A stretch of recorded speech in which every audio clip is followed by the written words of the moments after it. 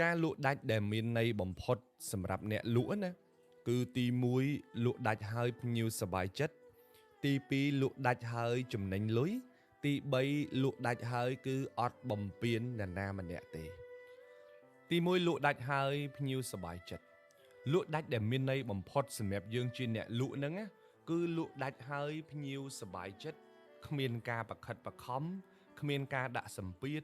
គ្មានការបន្ទុះសារាយអានឹងជាលៀបធំមែនតែនរបស់យើងជាអ្នកលក់ខ្លះឃើញតែគាត់លក់ដាច់មែនប៉ុន្តែភ្ញៀវមកពេលណាក៏មានបញ្ហាដែរសេវាកម្មយឺតយ៉ាវលក់ដូរបន្លំលិចបន្លំកើតអាវ៉ាន់លក់ផ្សេងដល់ទៅដល់ដៃភ្ញៀវផ្សេងអញ្ចឹងទៅអ្នកលក់សម្ដីឆ្លើយអត់មានក្រមសីលធម៌អីអញ្ចឹងទៅលក់ដាច់មែនប៉ុន្តែលក់មិនបានយូរទេព្រោះភ្ញៀវវាចាប់ផ្ដើមអស់អារម្មណ៍ពីកន្លែងលក់របស់យើង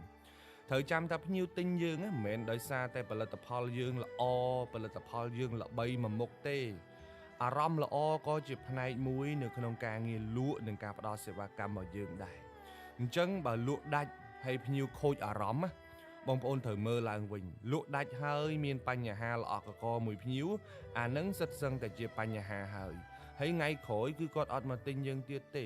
អាការលក់ដាច់ទាំងចងេងចងាងចឹងទៅអានឹងគេអត់ហៅថាជាការលក់ដាច់ដ៏ល្អសម្រាប់អ្នកលក់គ្រប់គ្នាទេហើយខ្ញុំជឿថាបងប្អូនទាំងអស់គ្នាអត់ចង់បានរូបភាពបែបហ្នឹងនៅក្នុងការងារលក់របស់យើង